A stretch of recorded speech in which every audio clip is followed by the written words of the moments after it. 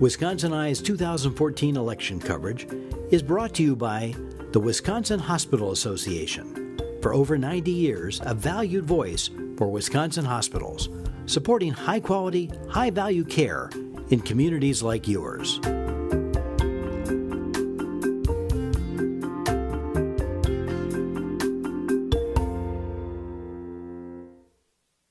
Wisconsin Eye is at the Milwaukee Public Library interviewing candidates in the 2014 elections. We're interviewing Joe Klein of Milwaukee. He's a candidate of the Wisconsin Pirate Party. He's running in the 19th Assembly District. Mr. Klein, welcome to Wisconsin Eye. Well, thank you. And a programming note, Wisconsin Eye appreciates the support of the Wisconsin Hospital Association, which represents more than 139 hospitals and health systems, for making these candidate interviews possible. Okay, Mr. Klein, I'm going to show my ignorance. Here's what I know about the Pirate Party. It's a much bigger influence in Europe, and from your website it says the important issues: civil liberty, personal property, and transparency in government. Can you give us a brief overview of those, sir? Okay, and also copyright reform. Okay, it actually started out that way. Okay. It's a very young party. It was originally founded in 2006 in Sweden. And essentially it started out as a reaction to the ISPs and the government trying to enforce draconian anti-copying laws. Pirate Bay is out of Sweden originally, and that's a big site for file sharing. So when the government was trying to crack down on it, a lot of technically minded people and a lot of fans of the internet were very upset at that, and they decided that the best thing to do to resolve that was to threaten to fire their politicians. Wow. Well, how come you're not a Republican or a Democrat, Mr. Klein? Well, I've been in the Democratic Party. I've actually twice been a delegate from the 4th CD to the Democratic Party convention for the state, and I just felt that. How should I put it? Well, for example, I spent lots of years in the National Guard. I served in Iraq. And after seeing service in Iraq, I started thinking like, well, you know, is it a really good idea for us to be expending our young lives in wars like this? And I see the top of the Democratic Party as supporting things which I do not like. And having a background in internet engineering, I certainly don't like the NSA spying. I do not like the effectively wiretapping being done through what I would consider extra constitutional means, because we're not properly executing warrants. We don't have open courts. And I think that there's too much of a coziness between the top of both of the major political parties and the kind of the military-industrial complex. Okay. Those are national issues. Why then are you not running for national office and running for the 19th Assembly District? Well, all politics is local. Okay. I mean, the way you attack a large beast is you start chipping at its feet, right? Okay. And you have to start somewhere. And it is far easier to, I mean, we don't have a lot of money. And we're also, because the party tends to be against corporate monopolies and against large corporations, we probably won't get a lot of money, at least through the current regime, the way it's set up right now. Okay. It's very, it's a lot easier to gain money if you're buddies with the large donors, and the large donors tend to be the elite that work for these large corporations, which I don't think are going to be a lot of Pirate Party members, and I just don't see us as getting a large amount of funding from those groups. So we have to go back to the traditional grassroots method, and one of the lowest bars to enter is through state legislators. There's actually, I think, 3 people running in Massachusetts that are pirates. Okay. Well, let's talk about some of the bread and butter issues which will be up front in the next session in the Capitol. Let's talk about aid to public schools. What's your philosophy on that? And you're running in the 19th District from Milwaukee, so how would you help MPS do a better job? Well, I'm not an MPS alumni. I actually went through private schools, although I got to say, people from MPS apparently spell a lot better than I do because I keep correcting it. Okay. And I have nothing against the school system.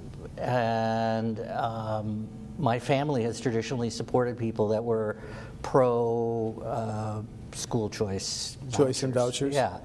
But over the years, I've looked at the data, and I don't think it's a convincing argument. We're not seeing any kind of major difference in performance between the aggregate of the private voucher schools and the public school system. I think the problem with the public school system is we need more creativity within the system. We need to develop more innovation in the way that we're doing classrooms. Plus, vouchers drain money out of the system, and we really need to reduce classroom size, and we need to have a better proportion of teachers to students. And we also need to have earlier education, because young childhood education is important to initiating kind of the educational ethic within children. Okay. Recently, Governor Walker asked that the Senate and the Assembly withdraw or repeal from the Common Core standards. Do you have a position on that, sir?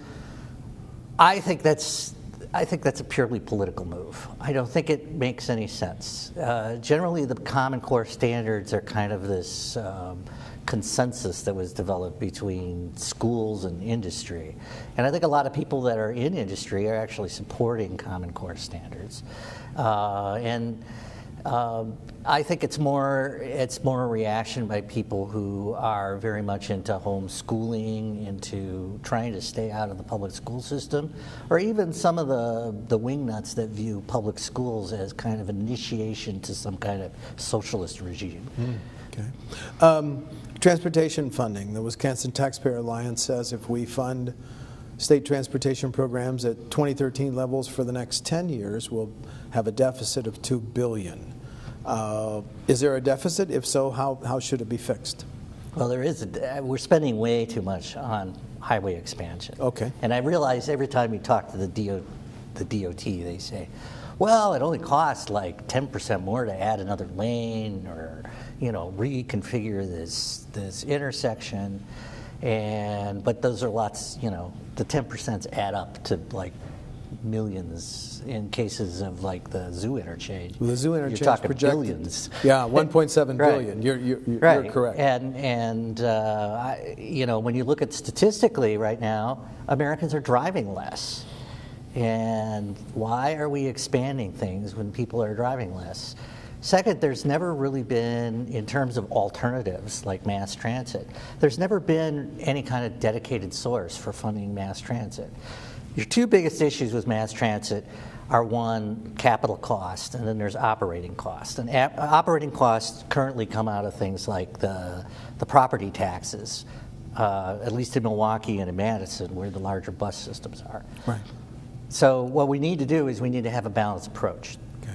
And we need to reallocate funds properly to the way the world's changing. And in the future, I'm one of these people who really am concerned about global warming, and I don't think it's a good investment to continue down the road of making it easier and easier for people to drive automobiles.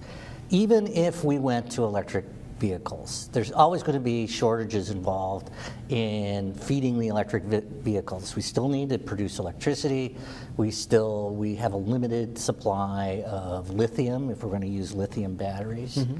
And then you get into the whole issues, how can you fund the transportation off of the gas tax if you have these alternative vehicles? But until we get the balance right, you're not interested in raising the gas tax or the $75 annual vehicle fee? I think there's a deficit in the gas tax because a couple of years ago people said, no, we can't raise the gas tax. I think it should be adjusted, so essentially we go on the same slope we had and adjust it back for to inflation that kind of index? Yes, right, okay. Index for inflation. I think that's reasonable. I think we need to have a greater discussion and really a public discussion about how we fund transportation, especially roads, because obviously if we're going to go to alternative forms of vehicle transportation, then we need to find an equitable way to fund those. If we're going to do taxes by per wheel weight or something like that, we might want to look at that, because that way we're making a direct relationship between the wear and tear on the road, if you do mileage and wheel rate, okay. as opposed to just doing gas taxes. Okay. Two questions on health care. The first one, what's the federal government said to all states, if you expand your Medicaid benefits, we'll cover the costs. Of course, Governor Walker and the leaders of the Senate and the Assembly said no. So my first question is, was that wise policy? Well, go ahead, but prior to asking my second one, go ahead. I'll probably answer both at the same time. Okay. At least I hope so. I think that was a political calculation on the part of the governor and the GOP in the state. And I think the GOP essentially has been running on this crusade of anti-Obamacare. And that's all part of that political calculus. I think there's a lot of reasons why people have trepidations about Obamacare. But in general, you look at the statistics. I was at the Marquette presentation of statistics yesterday. And you look at it, and even though a lot of people are opposed to Obamacare or opposed, especially to Obamacare, they actually don't want to see it destroyed. They want to see it modified or fixed somehow. And in terms of like taking the money from the federal government for the state, the polls show that the Wisconsin public wanted that and does want that today. I think we need to trust more in the public, and we need to have a more open discussion with the constituents. The second question, the American Hospital Association says Wisconsin's Medicaid reimbursement rates are second lowest. Have you studied the issue? Do you think they need to be raised? Well, outside of them like sending me a lobbyist questionnaire, I haven't studied it with any detail, although I do believe that it is reasonable to discuss having some kind of equivalent to the national standard. Okay. There was a bill last session. There'll be a bill next session legalizing medical marijuana. That travels, of course, with the recreational use now legalized in Colorado and Washington. Your position on those issues? I've already stated that I am interested in legalization. I think we can look at the Colorado experiment and now the Washington experiment, and we can conclude what are good and bad practices. I also see it as a huge revenue source in terms of new taxes. I also see it as a way to reduce a lot of the inequities in urban crime. The biggest problem in Milwaukee is we have zip codes where almost up to 50% of the people are felons in Milwaukee, and that's because we have this huge rate of prosecuting black males from the central city for possession of marijuana, and 2 possessions and you've got a felony on your record, and then it's very hard to get a job. Then it's very hard to support your family, and you're really, what do? Exile these people? We've created a social problem that is very difficult to solve, and legalization of marijuana can actually alleviate that social problem. Okay. It came up in the primary for Attorney General. First offense, drunken driving. Should that be a crime? I have mixed opinions on that. I mean, I'd like to talk to more people. I'd like to find out what the consensus is within the 19th district. Although, personally, I think that we should have stricter rules on the initial first offense. And I would like us to take a very severe approach like they do in Germany, for example, where you just effectively it's like ripping up your license if you get caught for drunk driving. And that creates kind of this culture where if you go out drinking, you're going to designate a driver. And you're going to have a person who stays sober because the penalties are so severe in Germany. And I believe, 65% of Wisconsinites are German. I'm sure they can comply the same way the Germans can. Okay. One of the first bills that passed last session changed the rules, and Giebig Taconite said, we hope to apply for a permit for that open pit iron ore in Ashland and Iron counties. Would you have voted for that bill? I am absolutely against the iron mine in northern Wisconsin. I think if you look, the people, a lot of the people that live there are concerned about it. The American natives up there are concerned about it. It's in a risky area environmentally. You're talking about possibilities of contamination of Lake Superior. There's some geologists that are worried that there are other chemicals in that soil that can cause problems. For example, asbestos. And we should take a go slow approach. I also think, in the long run, the iron mining is not a very high income business. And we have to worry about, is the company going to survive the time of the mine? Are they going to be able to fix the environment after they're done with this open pit mine? The future is beginning to look like within the next 50 years we might have asteroid mining. And I don't think that's like off in science fiction land. Wow. There are a lot of people looking at it. Yeah. And you bring down one nickel iron asteroid or bring the product of it down to Earth, and none of these mines are going to make any money. And then finally, your opponent on November 4 is a Democrat. Do you want to highlight any differences between you and he?